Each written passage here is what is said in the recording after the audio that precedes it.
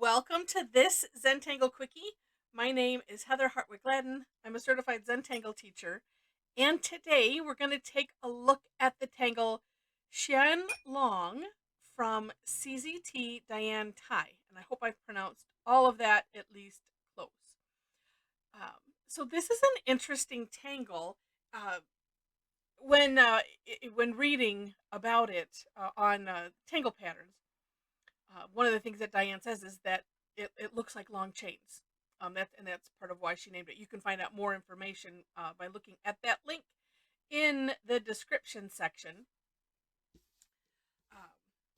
Like I said, it's interesting. It really is interesting. All right. So in Diane's first step, I actually divided it out.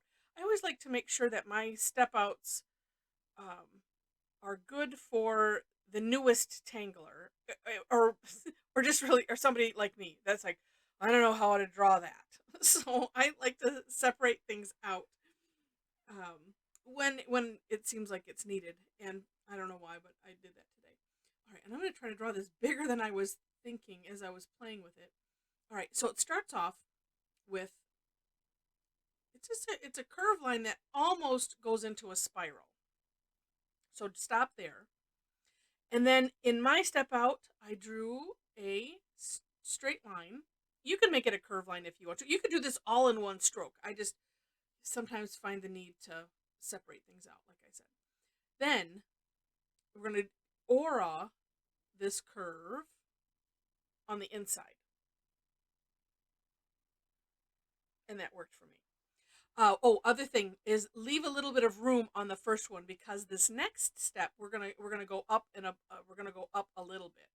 So taking the outside line, we're just gonna use the take off and land concept, which is to trace over a little bit of this, and we're just doing a curved line coming into that outside of that curve, like you see, and if you take a look at the for more inspiration, like you will see, you can either line this up, you can have this, going way outside of it, up to you. It's completely up to you. And then the inside one, same thing. We're just auraing that line. Actually, it kind of looks like it kind of looks like a G if we left a little gap here. I was thinking it also kind of looks like a safety pin or something is what was in my head. But she said it's like a long chain, and right now in our Tangle Addicts community, we're doing Festivus Tanglus, festive tangles, and this one, and I know it's because of the little sample that Linda has on the webpage for this. It made me think of candy canes. So it's like it works either way. It could be a garland, or or whatever you want to make of it. It is just it's a very neat tangle, and just rather unique. All right, so next step is we're going to be going back and forth. So the first one, I curved it to the right. It doesn't matter which direction you start, but I curved it to the right. So then the next one, I'm going to curve to the left. Now I'm going to, as if I'm continuing this line here via the hollow bow concept. So I'm going to start here, and I'm curving around, and then leaving, well, not quite enough room, but almost enough room to do the same thing that we did here. So it could be straight line, and then come down and up, leaving a little bit of a gap there. Okay. Now, from this next one, everything is the same. So the next one, now there's two ways to do this. Let me show this one first, I think. So same thing as we did here, but flipping the side. Right? But we're going to continue this line down here. So thinking hollow bow, putting, I just got to, that's why I'm just like air drawing where that line would go. But you could also do it this way. And again, we're flipping sides, but we're always going to fill in that little gap. You could do it this way, where you start your line here, use the hollow concept to skip over, whatever little piece here, and then finish your curve. And then when you come back around, then you can finish. Either way, completely up to you. Actually, say this next one. No, I'm just going to do this. One of the neat things from looking at Diane's samples is everything works. You can have this curve go way out, and then have these lines really go under it. So like here, you could have it go way out if you want to. It's just up to your creativity.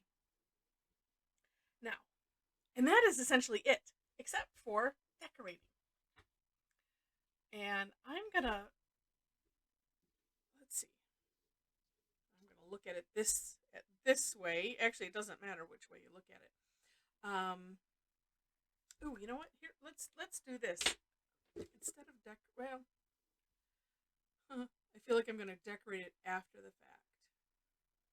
Yeah, let's do. All right, because I really like. As I mentioned, I was seeing candy canes. so, um, so maybe I'll leave that one. Oh, I guess it doesn't matter.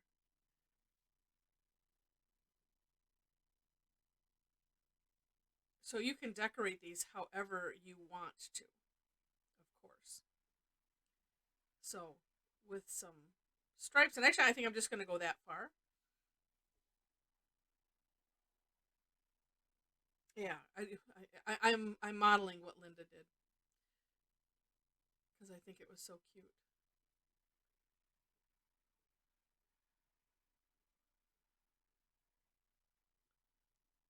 And then she darkened these little sections in, and actually if I was going to go with that, this could be filled in.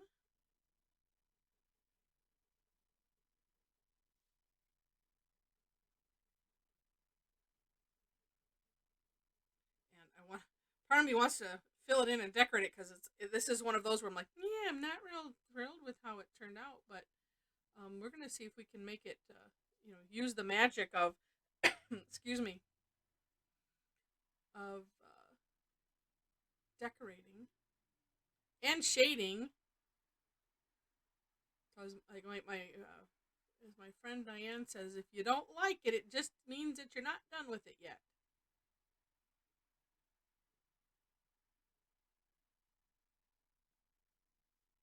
And that's kind of neat, filling that in on the sides and leaving those. Yeah, I don't. Well, yes, I don't want to fill in more, but let's do this. Let's add some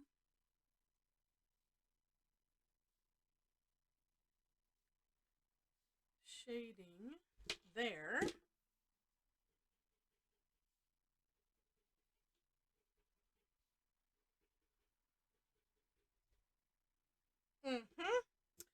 And why not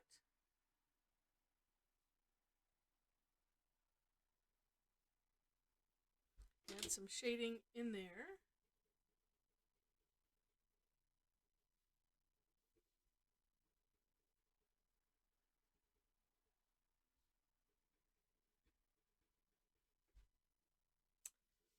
Uh-huh.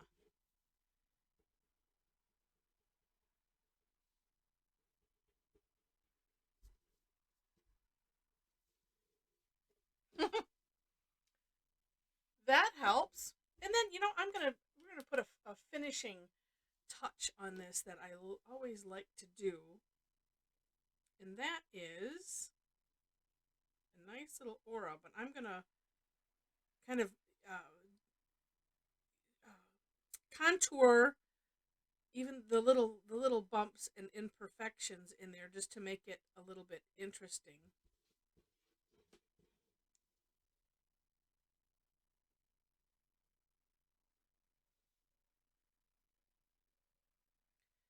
And sometimes you could over accentuate them too, and it's kind of like I've done this before where it's like, well, I really wanted it to look like X. I wanted this to go out a little bit more. So if you do an aura, then you could just do it a little bit more, and then it turns out really, really cool. See, that's neat. Like that. And we'll add a little graphite to the outside just to make all of it pop. And I like to share these extra things because sometimes you might find a tangle that maybe you don't care for, or it's just not going the way you want it to go. And I like to share just some ideas on that, because actually I'm thinking, well, gosh, I could have said, you know what, let's just do something different. No, that's no fun. That's why I always try to do these in one cut. You get to see what I do, warts and all.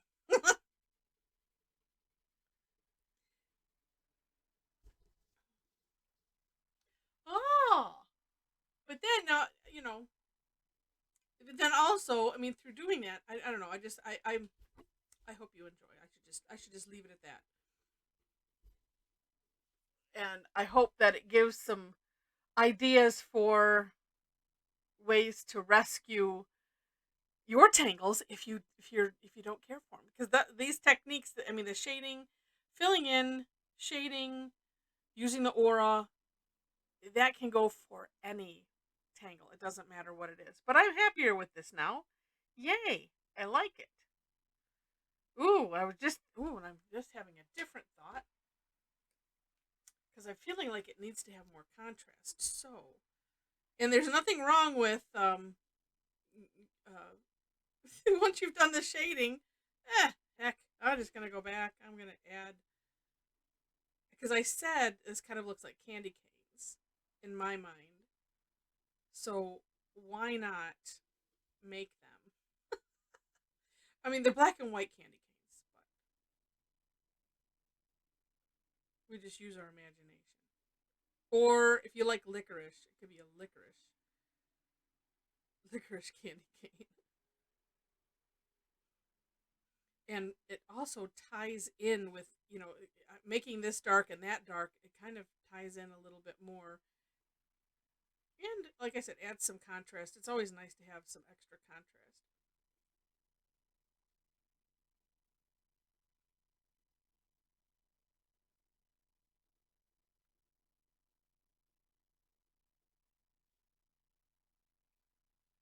Oh, and then here's what's fun.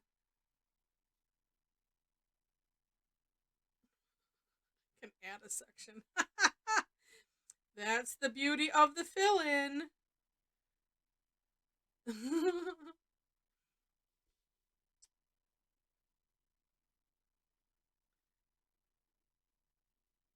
one was just a little bit shy.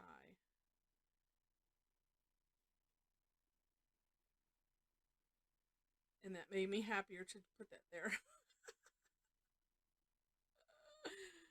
Oh, tangling is so fun. And for me, I mean, just personally, the game of, I don't like it. So how am I gonna make it so I like it more? And I like this a lot more now. So that's very cool. So I hope you enjoyed this. If you did, would love to have you click like. Feel free to share it, leave comments, and if you liked it enough, or if you liked me enough to see more, would love to have you be a subscriber to the channel. And if you enjoy this, do check out my website. The link is in the description section below. Links to the step outs. I do classes almost twice a week. So if you like my methods, then I think that you would enjoy joining us for the online sessions. They're an hour. The free ones are always an hour, and then I have a couple that are paid during the months. That those go a little bit longer and are more project or more focused, sort of. We do like to have fun anyway. But if you like that, you can have a lot more of that by joining us online, and the information is there on my website. Also, if you happen to be on Facebook and want to join a community of tanglers, we would love to have you. The link is there. I do have a couple required questions on for membership, so just so you know that. And I'm still playing, as you can see. And I'm making it exciting by just bringing this graphite out a little bit more with some jagged lines. I thought I was smoothing it out a little bit, and then yeah, I was like, no, that doesn't look smoothed out. It just added a line, or where it. I don't know. I like to have a nice gradient or something like this where it's a little fuzzy looking. Um, so I think that's it. Yes. Thanks so much for watching, and I wish you happy tangling.